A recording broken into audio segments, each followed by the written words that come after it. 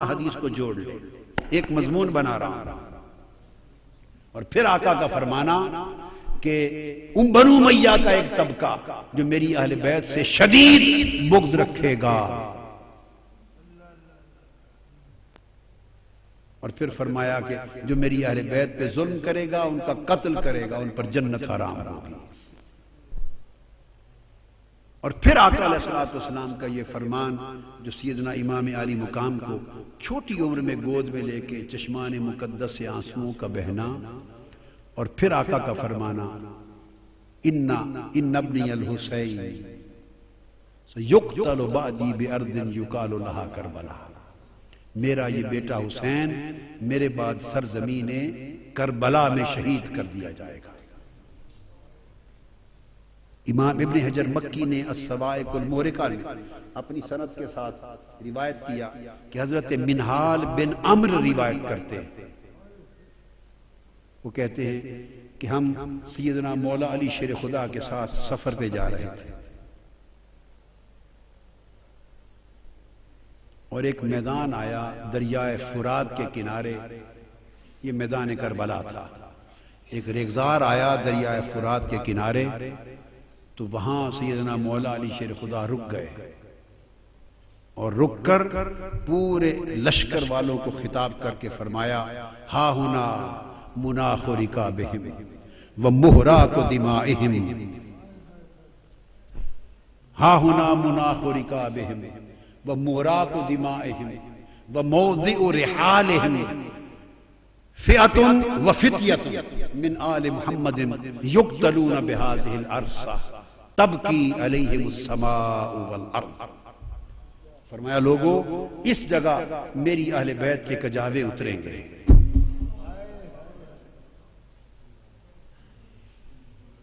اس جگہ میری اہل بیت کے کجاوے اتریں گے، موضع رحالہ، اس جگہ میری اہل بیت کے خیمے جلائے جائیں گے، اس جگہ میری اہل بیت کا خون بہایا جائے گا۔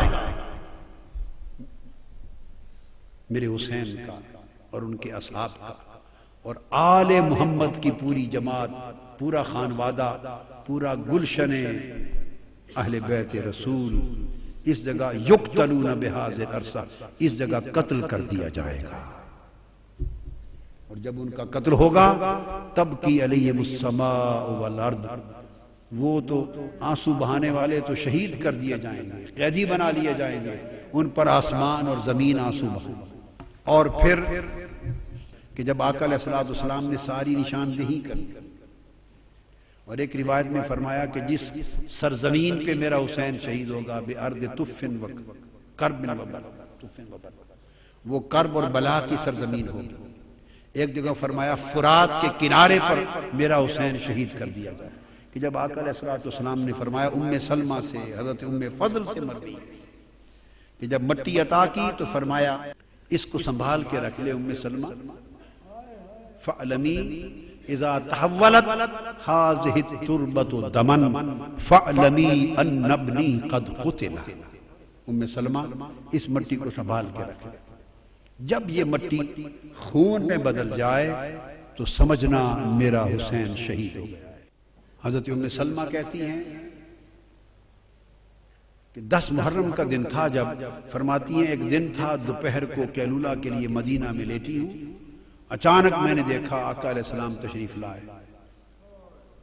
وَعَلَىٰ رَأْسِهِ وَلِحْيَتِهِ التُّرَابُ فَقُلْتُ مَا لَكَ يَا رَسُولَ اللَّهِ صلی اللہ علیہ وسلم، قَالَ شَهِدْتُ قَتْلَ الْحُسَيْنِ آنِفًا، میں لیٹی ہوں، اچانک آقا علیہ السلام تشریف لے آئے، خواب میں نے دیکھا کہ آپ کے سر انور پر اور آپ کی ریش مبارک پر گرد ہے، گرد آلود ہے سر انور، ریش مبارک۔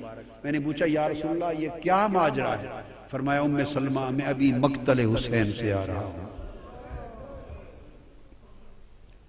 ادھر عبداللہ ابن عباس رضی اللہ تعالیٰ عنہ وہ روایت کرتے ہیں مکہ معظمہ میں، فرماتے ہیں رأیت رسول اللہ صلی اللہ علیہ وسلم فی المنام اشعث اغبر وبیدہ قارورۃ فیہا دم، قلت ما ھذا الدم یا رسول اللہ، قال دم الحسین واصحابہ، میں نے خواب میں دیکھا آقا علیہ السلام تشریف لائے، سر انور، چہرہ مبارک گرد آلود ہے، آپ کے ہاتھ میں ایک شیشی ہے، اس شیشی میں خون ہے۔ میں نے پوچھا یا رسول اللہ یہ خون کیسا ہے؟ فرمایا عبداللہ ابن عباس، یہ حسین اور اس کے اصحاب کا خون ہے، ابھی کربلا سے آ رہا ہوں، سارا دن کھڑا کربلا کے شہیدوں کا خون جمع کرتا رہا۔ جب یہ شہادتیں ہو چکی اور لٹا پٹا اہل بیت کا قافلہ، بدبخت یزید کا حکم نامہ آیا کہ اسے ابن زیاد کے پاس کوفہ اور چند دن کوفے میں قیدی رکھ کر اور پھر انہیں پابسلاسل قیدیوں کا قافلہ سروں کو نیزوں پہ رکھ کے ایک جلوس کی شکل میں دمشق میرے دربار تک لایا جائے۔ تو جب یہ قافلہ لے کے روانہ ہوئے تو کتب حدیث میں اور کتب سیر میں آیا ہے کہ قافلہ جب روانہ ہوا تو آسمان پر خون کے ساتھ کچھ اشعار لکھے گئے، خون کے ساتھ اشعار لکھے گئے، اور اشعار خون کے ساتھ یہ تھے: اترجو امت قتلت حسینا شفاعت جدہ یوم الحسابی۔ وہ جو حدیث پاک میں نے پڑھی تھی، حرم شفاعت، جو میری اہل بیت پہ ظلم کرے گا اس پر میری شفاعت حرام کر دی گئی۔ وَإِنَّ اللَّهَ حَرَّمَ عَلَيْهِ الْجَنَّةَ، اور اللہ نے اس پر جنت حرام کر دی۔ تو خون کے ساتھ، خون آلود قلم کے ساتھ الفاظ لکھے گئے، خونی قلم کے ساتھ، کہ کیا وہ طبقہ جس نے حسین کو شہید کر دیا ہے کیا اب بھی مسلمانی کا دم بھرتا ہے اور امید رکھتا ہے کہ اس کے نانا کی شفاعت نصیب ہو جائے گی؟ شفاعت تو حسین کے نانا کی ہے، شفاعت تو کسی اور کی نہیں ہے۔ جسے بھی شفاعت کا حق ملا ہے وہ حسین کے نانا کی خیرات ملی ہے۔ تو فرمایا ترجو امت قتلت حسینا شفاعت جدہ یوم الحسابی، حسین کو قتل کرنے والے بدبختوں، کیا اب بھی حسین کے نانا کی شفاعت کی قیامت کے دن امید رکھتے ہو؟ پھر اس کے نیچے لکھا فلا واللہ لیس لہم شفیع، فلا واللہ لیس لہم شفیع وہم یوم القیامت فی العذاب، نہیں، ہرگز نہیں، خدا کی قسم ان کا کوئی شفاعت کرنے والا نہ ہوگا اور قیامت کے دن وہ سخت عذاب میں مبتلا کر دیے جائیں گے۔ وَقَدْ قَتَلُوا الْحُسَيْنَ بِحُکْمِ جَوْرٍ وَخَالَفَ حُکْمُهُمْ حُکْمَ الْکِتَابِ، ان ظالموں نے ظالم حکمران کے حکم کے تحت اور ظلم پر مبنی حکم کے تحت حسین کو قتل کر دیا، اور ان کے حکم نے قرآن کے حکم کی مخالفت کر دی، ان کے حکم نے قرآن کے حکم کی مخالفت کر دی۔ یہ آسمان پر خون کے ساتھ شیر رقم تھے۔ قافلہ روانہ ہوا، ابن زیاد نے کئی دن اسیران کربلا آقا علیہ السلام کے گلشن رسالت کے ان پھولوں کو قیدی رکھا، اور پھر سوئے دمشق اس قافلے کو روانہ کیا۔ اس پورے قافلے میں صرف ایک مرد بچ گئے تھے، امام زین العابدین، ایک ہی، اور وہ بیمار تھے۔ باقی شہزادیاں تھیں، سیدہ کائنات کی صاحبزادیاں تھیں، ان کی پوتیاں تھیں، آقا کے گلشن کی کلیاں تھیں۔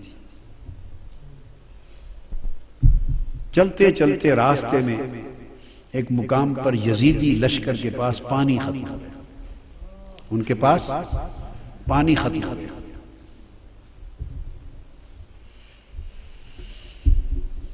انہوں نے قافلہ روک دیا اور کہا کہ پانی لے لیں۔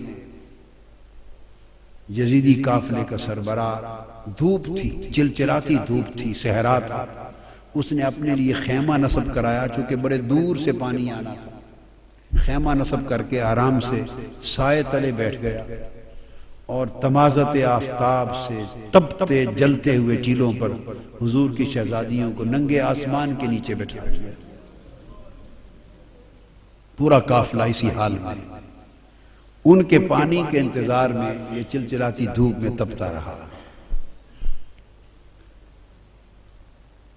امام علی مقام سیدنا امام حسین کی پیاری لخت جگر شہزادی سیدہ سکینہ، اصل نام ان کا عربی وزن میں سکینہ ہے، عرف عام میں سکینہ چلتا ہے، اصل لفظ سکینہ سیدہ، میں عرف عام کا لفظ استعمال کروں گا، تلفظ بتا دیں، سکینہ، سیدہ سکینہ، سیدہ سکینہ۔ دھوپ میں چھوٹی معصوم شہزادی دیکھا کہ صحرا میں چھوٹا سا ایک درخت ہے، ٹیلا ہے، چھوٹا سا ٹیلے کے ساتھ جھاڑی ہے، اس کا تھوڑا سا سایہ ہے، چلچلاتی دھوپ ہے۔ سیدہ سکینہ اس دھوپ کے اندر اس سایہ دار چھوٹی سی جھاڑی میں جا کے مٹی کا سرہانہ بنا کے لیٹ گئی، ریتلے سرہانے پہ لیٹ گئی۔ سیدہ سکینہ کی آنکھ لگ گئی، آڑ تھی اس درخت کی جھاڑی کی، پانی آیا، یزیدیوں نے آواز دے دی، قافلہ چل پڑا، اور کجاوے میں تھی چونکہ سیدہ سکینہ، اونٹ بیٹھ گئے تھے، کسی کو خبر نہ تھی، تو سیدہ سکینہ کو وہیں سویا ہوا چھوڑ کے قافلہ چلا۔ قافلہ تھوڑی دیر آگے گیا تو آگے جس شخص کے ہاتھ میں نیزہ تھا، امام علی مقام کا سر انور جس پر تھا، وہ اس کے ہاتھ سے چھوٹ کر زمین میں گڑ گیا۔ انہوں نے کوشش کی کہ اس نیزے کو اکھاڑ کے آگے چلے، پر نیزہ ایسا جمع کہ اس کی پوری طاقت کے باوجود امام حسین کے سر انور آگے نہیں چلا۔ اس نے اور لوگوں کو بلایا، اوروں کو بلایا، بڑی کوشش کی، مگر امام حسین کے سر انور جس نیزے پر تھا وہ نیزہ آگے نہیں چلا، گڑا ہوا نیزہ ہلا نہیں۔ وہ پریشان ہو گئے، وہ سیدنا امام زین العابدین کے پاس گئے، یہ تو انہیں معلوم تھا کہ کیا ماجرا ہے، آپ کے بابا آگے نہیں چل رہے، ان کا سر انور آگے نہیں چلتا۔ ان کی آنکھیں آپ دیدہ ہو گئیں، وہ اپنی ہمشیرہ، اپنی پھوپھی سیدہ زینب کے پاس آئے، عرض کیا پھوپھی جان، آپ ذرا اونٹوں کے کجاووں میں شہزادوں اور شہزادیوں کو گن لیں، لگتا ہے بابا جان کا کوئی شہزادہ یا شہزادی رہ گئی ہے، سر انور آگے نہیں چلتا، نیزہ گڑ گیا ہے۔ سیدہ زینب نے ایک ایک کا نام لے کر پوچھا، تسلی کی کہ سارے شہزادے شہزادیاں کجاووں میں تو ہیں۔ جب سیدہ سکینہ کا نام لیا تو جواب نہیں آیا، بار بار سکینہ سکینہ سکینہ کہا تو جواب نہیں آیا۔ جب جواب نہیں آیا تو وہ تڑپ اٹھی، اپنے کجاوے سے نیچے آ گئی اور کہنے لگی کہ حسین کی سکینہ رہ گئی ہے کہیں۔ شاید جہاں کجاوے قافلہ رکا تھا، اب رات کا وقت ہو گیا تھا، رات کے اندھیرے میں دوڑتی دوڑتی، شام کا وقت تھا، اندھیرا تھا، سایہ تھا، دوڑتی پیچھے پہنچی، اور آگے جو پہنچی تو اندھیرے میں دیکھا کہ کوئی نقاب پوش خاتون ہے اور سیدہ سکینہ کو گود میں لے کے بیٹھی ہے اور ان کو چومتی ہیں، اور سیدہ سکینہ اس نقاب پوش عورت کی گود میں میٹھی میٹھی زبان میں کربلا کی کہانی سنا رہی ہے، جیسے بچے کہانی سنتے ہیں اور سناتے ہیں، وہ واقعات سنا رہی ہیں کہ ہمارے ساتھ ایسا ہوا، پھر یہ ہوا، پھر بابا کے ساتھ یہ ہوا، پھر بھائی کے ساتھ یہ ہوا، وہ کربلا کی کہانی سنا رہی ہیں، اور وہ نقاب پوش خاتون سنتی بھی ہیں، چومتی بھی ہیں، روتی بھی ہیں۔ اتنے میں سیدہ زینب قریب پہنچی اور کھڑے ہو کے آواز دیتی ہیں کہ نقاب پوش خاتون، اللہ آپ کا بھلا کرے، آپ نے ہماری بیٹی کو سنبھال لیا، ہم پہ بڑا احسان کیا ہے، اس بیٹی کو گود میں لے کر اللہ آپ کو اجر دے، بتائیں تو صحیح کہ آپ ہیں کون احسان کرنے والی؟ انہوں نے چہرہ انور سے نقاب پلٹا، فرمایا زینب بھول گئی ہو تمہاری ماں فاطمہ۔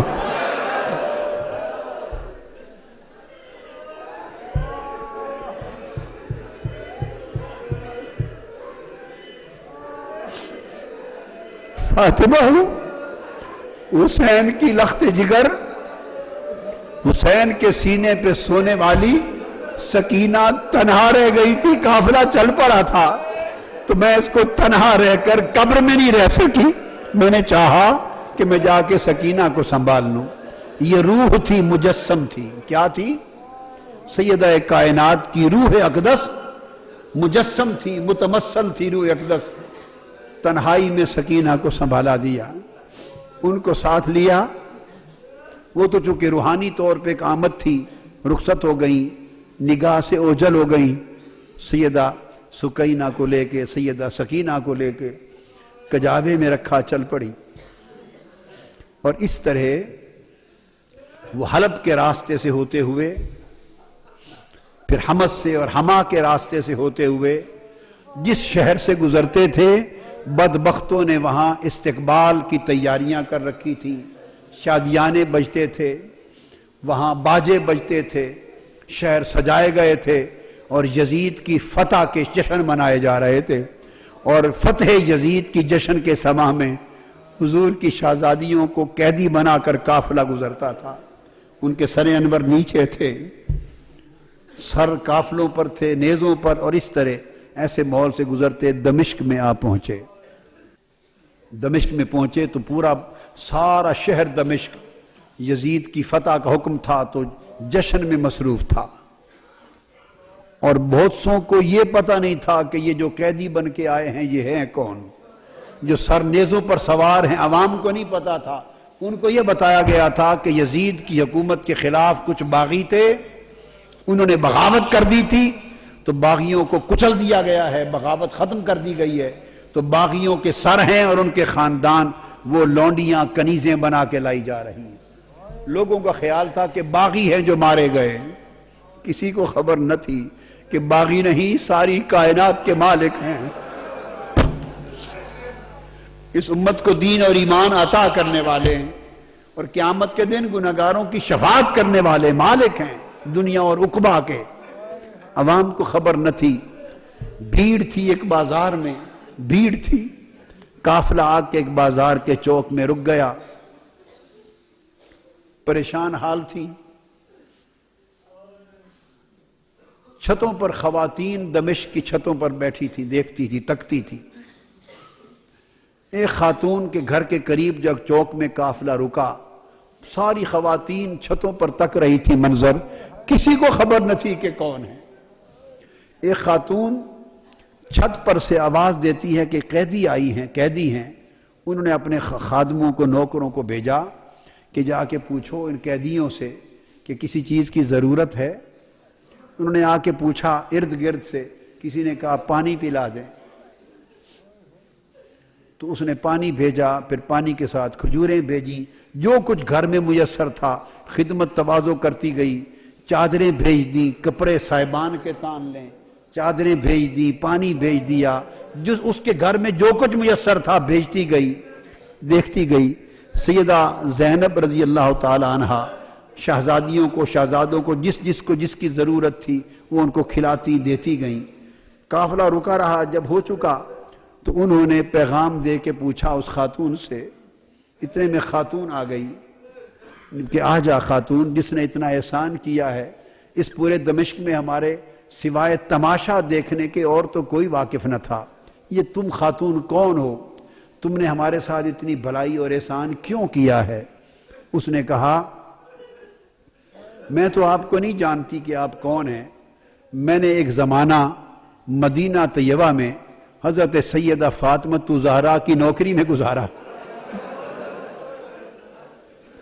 میری نوجوانی تھی، میں سیدہ فاطمہ زہرا بنت مصطفیٰ کی نوکرانی تھی، نوجوانی میں ان کی نوکرانی تھی، اور جب میں مدینہ سے رخصت ہونے لگی، پرانی بات ہے، اپنی کہانی سنا رہی ہے سیدہ زینب کو، جب میں رخصت ہونے لگی تو میں نے آپ سے دعائیں لی تھی اور عرض کیا تھا سیدہ کائنات کی کوئی نصیحت کر دیں، تو مجھے سیدہ کائنات نے فرمایا تھا اچھا جا رہی ہو دمشق میں سلامت رہنا، ایک ہی نصیحت ہے، کبھی قیدی ملے تو ان سے بھلائی کر دینا۔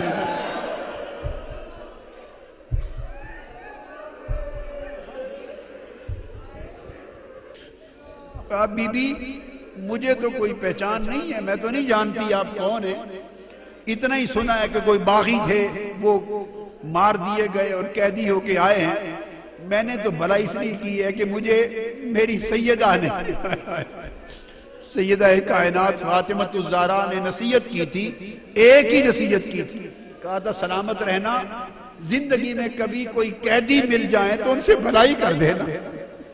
میں تو آج سیدہ فاطمہ الزہرا کی اس وصیت پہ عمل کر رہی ہوں۔ میں نے دیکھا ہے قیدی ہیں تو میں نے تو قیدیوں سے نیکی کر دی ہے، بھلائی کر دی۔ سیدہ زینب کے آنسو نکل آئے، خاموش نہیں، خاموش نہیں۔ آپ نے جواب میں کہا اچھا بی بی تو نے قیدیوں سے بھلائی کی ہے، قیدیوں پر احسان کیا ہے، بتائیں ہم قیدی لوگ تیری بھلائی کا بدلہ کیا دے سکتے ہیں؟ میں کیا بدلہ دوں، کیا چاہتی ہو؟ اس نے کہا بی بی ایک دعا کر دے، دعا کر دے۔ جب میں سیدہ فاطمہ الزہرا کی نوکرانی تھی تو ان کے چھوٹے چھوٹے دو بیٹے تھے، حسن اور حسین، اور ایک چھوٹی شہزادی تھی زینب۔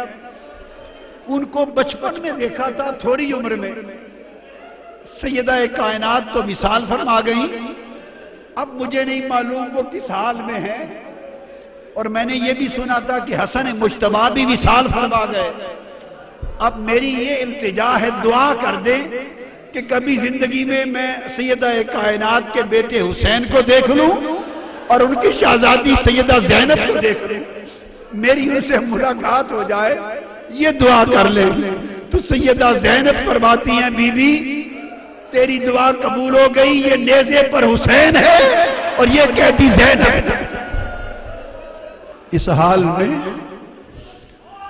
دمشق میں داخل ہوئے اور حضور علیہ السلام کے ایک صحابی ہیں حضرت سہل بن سعد ساعدی، حضرت سہل بن سعد ساعدی رضی اللہ تعالیٰ عنہ، حضرت سہل وہ صحابی ہیں، بخاری اور مسلم میں بہت ساری احادیث ان سے مروی ہیں۔ حضرت سہل بن سعد روایت کرتے ہیں، بیان کرتے ہیں میں کسی کام سے بیت المقدس جا رہا تھا، بیت المقدس، تو میں دمشق پہنچا تو حضرت سہل بن سعد کہتے ہیں کہ جب دمشق آیا تو وہاں عید کا سما تھا، ہر طرف شامیانے تھے، شادیانے تھے، عید کی خوشیاں تھیں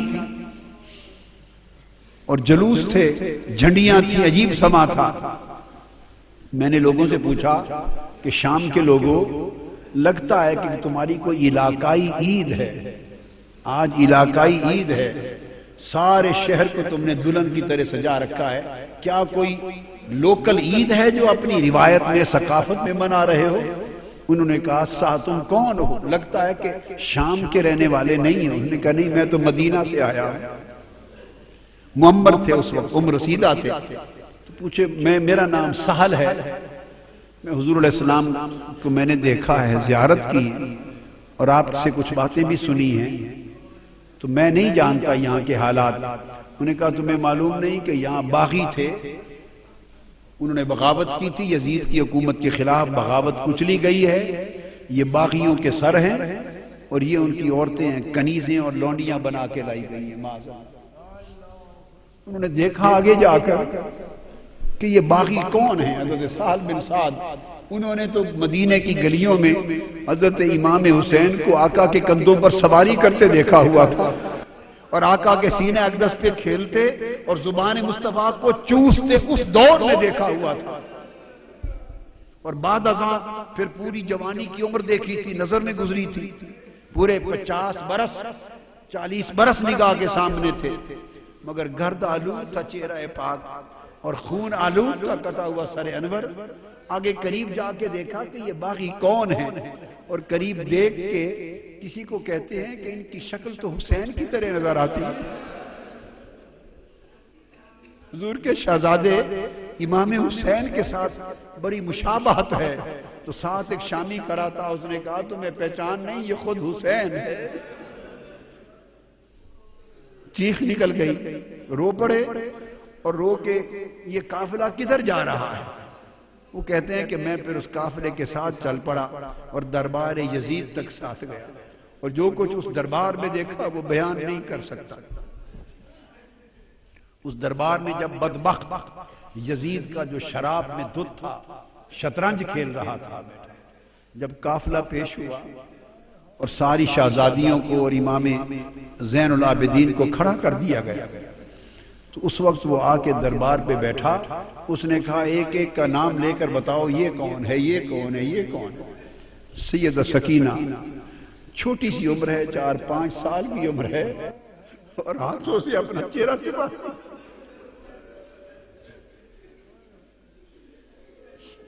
چہرہ چھپاتی۔ وہ بدبخت یزید پوچھتا ہے یہ بچی کون ہے جو چہرہ چھپاتی ہے ہاتھوں سے؟ کسی نے جواب دیا یہ سیدہ سکینہ ہے، حسین کے سینے پر لیٹنے والی شہزادی ہے۔ تو اس بدبخت نے پوچھا اس سے یہ خود کیوں نہیں بولتی، بتاؤ کون ہو؟ وہ سیدہ زینب اپنی پھوپھی کی طرف لپٹ گئی۔ پھر پوچھا یزید نے یہ بولتی کیوں نہیں، کون ہے؟ وہ پھر سیدہ زینب کے ساتھ لپٹ گئیں۔ پھر پوچھا کیوں نہیں بولتی؟ سیدنا امام زین العابدین بولے بدبخت اس کے گلے کا رسہ، اس کا گھیرا بہت تنگ ہے، رسی کا گھیرا بہت تنگ ہے، اس سے بولا نہیں جا رہا، اس رسی کے گھیرے کو ذرا کوئی کھولے تو یہ بات کرے۔ اس نے کسی شخص کو بھیجا کہ اس کا گلے کا رسہ ذرا کھول کے کشادہ کر دو۔ آپ پھر دوڑ کر امام زین العابدین کی گود میں چلی گئی، فرمایا یہ مر جائے گی شہزادی، یہ بطول زہرا کی بیٹی ہے لاڈلی، کسی غیر مرد کا ہاتھ نہیں لگ سکتا۔ اس نے کہا پھر زین العابدین کو کہ علی خود ہی کھول دو۔ کھولا تو اس سے پوچھا تم کون ہو، چہرہ کیوں چھپاتی ہو؟ اس نے کہا تم جیسے بدبختوں سے چہرہ نہ چھپاؤں تو کیا کروں؟ اس نے کہا کہ سکینہ کیسا پایا ہمارا منظر؟ اس نے کہا یہ تو جو دیکھ لیا دیکھ لیا، قیامت کے دن جو ہمارا منظر ہونے والا ہے اس کی بھی تیاری کرو، جو قیامت کے دن ہماری باری آنے والی ہے اس کی بھی تیاری کرو۔ اہل بیت کے اس قافلے کو قیدی بنا دیا گیا، امام علی مقام کے سر انور کو الگ، ایک امام زین العابدین کو الگ قید خانے میں رکھ دیا گیا، باقی خانوادہ اہل بیت کو ایک جگہ رکھ دیا، امام علی مقام کے سر انور اور شہداء کربلا معلی کے سروں کو ایک طرف رکھ دیا گیا۔ اس طرح ایک وقت گزرنے کے بعد کچھ ایسے واقعات ہوئے کہ اس نے محسوس کیا کہ اہل بیت کے قافلے کو یہاں رکھنا مناسب نہیں، اس کی حکومت کے خلاف کوئی بڑی بغاوت کا پیش خیمہ ثابت ہو سکتا ہے ان کا قیام۔ اس نے فیصلہ کیا کہ ان کو واپس مدینہ بھیج دیا جائے۔ امام زین العابدین سے کہا سارے قافلے کو جمع کر لیں اور مدینہ ان کو لے چلیں۔ امام زین العابدین نے کہا کہ ہم جاتے ہیں، ہماری کچھ چیزیں تم نے لوٹی ہیں وہ دے دو۔ اس نے کہا لوٹا ہوا مال واپس نہیں کیا جائے گا۔ اس حال میں جب یہ مذاکرات ہو رہے ہیں، امام علی مقام سیدنا امام حسین کی ایک اور صاحبزادی ہیں حضرت فاطمہ، ان کی ایک اور صاحبزادی، ان کا اسم گرامی بھی سیدہ فاطمہ ہے بنت الحسین، وہ کھڑی ہیں۔ ایک شامی دربار میں اچانک آیا، شامی، حالت دیکھ کر اس نے سمجھا کہ یہ باغی قتل ہوئے ہیں اور ان کے خاندان کے لوگ لونڈی اور غلام بن کے آئے ہیں، کنیزیں ہیں، لونڈیاں بن کے آئی ہیں۔ اس ایک شامی نے اسی مغالطے میں یزید سے کہا فاطمہ بنت الحسین کی طرف اشارہ کر کے کہ یہ جو کنیزیں آئی ہیں ان میں سے یہ لونڈی باندھی کنیز مجھے دے دو۔ سیدہ فاطمہ بنت الحسین چیخ کے اپنی پھوپھوں کے ساتھ دامن سے لپٹ گئی، کہنے لگی پھوپھی جان کیا اب ہمیں کنیزیں نہیں بنایا جائے گا؟ فرمایا بیٹے گھبرا نہیں، یہ جرت نہیں کر سکتے۔ فرمایا یہ حرام ہے، نہ ان کی جرت ہے کر سکے، نہ اس بدبخت ملعون یزید کی جرت ہے کہ کر سکے۔ یزید بولا، تیش میں آ گیا، وہ بولا کہ میرے اختیار میں ہے، اگر چاہوں تو میں تم سب کو کنیز بھی بنا دوں۔ آپ نے فرمایا ملعون، جب تک تم میرے نانا کے دین کا نام لیتے ہو یہ ظلم نہیں کر سکتے۔ جب تک میرے نانا کی شریعت کا نام لیتے ہو یہ ظلم نہیں کر سکتے۔ جب اتنی کلام سیدہ زینب کا سنا، اس شامی کو اندازہ ہو گیا کہ یہ تو پیغمبر اسلام کی شہزادیاں لگتی، اس کو خبر نہ تھی۔ اس نے کہا یزید لعنت ہو تم پر، لعنت ہو تم پر، تم نے حضور کی شہزادیوں کے ساتھ یہ اشر کر رکھا ہے۔ میں سمجھا تھا کیسر روم کے دربار سے روم کی کوئی بغاوت سر ہو کے آئی ہے اور ان کی کنیزیں ہیں، یہ مصطفیٰ کی شہزادیاں ہیں جو ساری کائنات ان کی کنیز ہے۔ جب اس نے کہا لعنت ہو تم پر، تو یزید نے اسی وقت جلاد کو حکم دیا کہ اس کا سر قلم کر دیا جائے۔ امام زین العابدین نے فرمایا کہ ہماری کچھ چیزیں تم نے لوٹ لی ہیں، واپس کر دو، ہم مدینہ کو پھر چلے جائیں گے۔ یزید نے کہا لوٹا ہوا مال واپس نہیں ہوگا، تمہیں زاد سفر کے طور پہ کچھ دینار دے دیتے ہیں۔ فرمایا ہم لعنت بھیجتے ہیں تمہارے دیناروں پر، اور نہ ہی ہمارے پاس کوئی مال تھا جو تم نے لوٹا، ہمیں تو 2-3 چیزیں ہمیں واپس کر دیں، باقی پاس رکھ لو۔ وہ چند چادریں ہیں جو ہماری اماں فاطمہ زہرا کے ہاتھ کی بنی ہوئی ہیں، کچھ کپڑے ہیں جو سیدہ ہماری اماں فاطمہ زہرا کے ہاتھ کی بنی ہوئی ہیں، ہمیں وہ واپس دے دو، اور ان کا دست، ان کا گلو بند ہے جو اپنی شہزادی کو پہنایا تھا، وہ چھینا ہوا گلو بند دے دو۔ ہم تو 3 یادگاریں سیدہ فاطمہ زہرا کی چاہتے ہیں کہ تم بدبختوں کے پاس نہیں، واپس مل جائیں۔ وہ تینوں چیزیں واپس لے لی۔ قافلہ روانہ ہو گیا اور چلتے چلتے کربلا معلی، 3 دن شہداء کربلا معلی اور امام علی مقام کے مزارات اقدس پر تعزیت کے لیے 3 دن قیام کر کے مزارات کی زیارت کر کے واپس مدینہ پہنچا۔ جب شہر مدینہ کے باہر پہنچے تو پھر آگے مدینہ میں داخل ہونے کی سکت نہ تھی، نہ امام زین العابدین کو سکت تھی، نہ سیدہ زینب کو سکت تھی۔ ان کے خدام میں بشیر نامی خادم تھے، ان کو بھیجا کہ اب ہم تو آگے کیسے جائیں، جاؤ اہل مدینہ کو خبر کر دو کہ لٹے ہوئے لوگ آ رہے ہیں، خانوادہ رسول آج اسیران دمشق بن کے واپس آ رہے ہیں۔ اس شخص نے جا کے مدینہ پاک میں خبر کی، مدینہ پاک میں قیامت آ گئی، یہ کوہرام مچ گیا۔ اہل مدینہ کہتے ہیں کہ اتنی قیامت یا اس دن آئی تھی جس دن حضور علیہ السلام کا وصال ہوا تھا، یا یہ قیامت اس دن آئی جب سیدہ زینب اور امام زین العابدین کا لٹا ہوا قافلہ حضور کے گھر واپس پہنچا۔ سارے اہل مدینہ باہر آ گئے، روتے چیختے تڑپتے، ایک قیامت کا سما تھا، روتے چیختے اس لٹے قافلے کو لے کے آئے اور سیدھا آقا علیہ السلام کی بارگاہ میں روضہ رسول پہ جا کے گر پڑے۔ امام زین العابدین اور سیدہ زینب روتے ہوئے آقا کی قبر انور پہ گر کر عرض کرتے ہیں نانا جان، آپ کا حسین قتل کر دیا گیا ہے جو آپ کے کندھوں پہ سواری کرتا تھا۔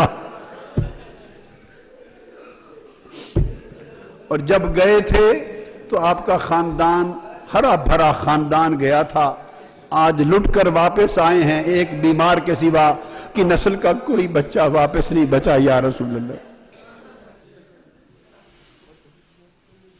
انا للہ و انا الیہ راجعون لا تقولوا لمن يقتل في سبيل الله اموات بل احیاء ولكن لا تشعرون۔ امام علی مقام نے اپنے نانا کے ساتھ کیا ہوا وعدہ پورا کر دیا، ان کے کندھوں پر کرائی گئی سواری کا بدلہ چکا دیا، ان کی زبان چوسنے کے نتیجے میں پیاسا رہ کر زبان کے چوسنے کے احسان کا بدلہ چکا دیا، اور آقا علیہ الصلوۃ والسلام کے دین کی حفاظت اور دین کی گلشن کی آبیاری اپنے خون سے کر کے امام علی مقام نے اپنا فرض ادا کر دیا۔ آقا علیہ الصلوۃ والسلام کے پاس یہ قافلہ مدینہ طیبہ میں واپس آیا، اور پھر امام زین العابدین پوری عمر تنہا ایک جگہ رہتے، عبادت کرتے اور روتے رہتے۔ اتنی کثرت سے روتے. تو کسی نے پوچھا کہ آپ اتنا کیوں روتے ہیں؟ وہ فرماتے تھے کہ حضرت یعقوب علیہ السلام کا ایک یوسف گم ہوا تھا. حضرت یعقوب کا ایک یوسف گم ہوا تھا، وہ رو رو کے نابینا ہو گئے تھے، ان کی بینائی چلی. وَابْيَضَّتْ عَيْنَاهُ، ان کے غم میں ان کی بینائی چل بسی تھی. تو میرے مصطفیٰ کے تو سارے یوسف چل بسے ہیں، گلشن مصطفیٰ کے سب یوسف گم ہو گئے. دوستو، حسین سے محبت کرنا، حسین کا غم کرنا، حضور کے عطرت اور اہل بیت اور خانوادہ کا غم کرنا، ان سے محبت کرنا اور غم حسین اور غم اہل بیت میں آنسو بہانا، یہ باعث بخشش ہے، باعث مغفرت ہے، گناہوں کی تلافی کا سبب ہے، آقا کی بارگاہ کی قربت ہے، حضور کی شفاعت کا سبب ہے. اللہ تعالی ہمیں ہمیشہ محبت رسول، محبت اہل بیت اور تعظیم صحابہ کے اوپر زندہ رکھے اور حضور کی اہل بیت کی محبت والے ایمان پر مارے، اسی پہ قبر میں اور قیامت کے دن ہمیں جلائے. وما علینا الا البلاغ. کربل کی ہے یاد آئی، اب اشک بہانے دو، سوئے ہوئے پہلو میں اب درد جگانے دو، سوئے ہوئے پہلو میں سب درد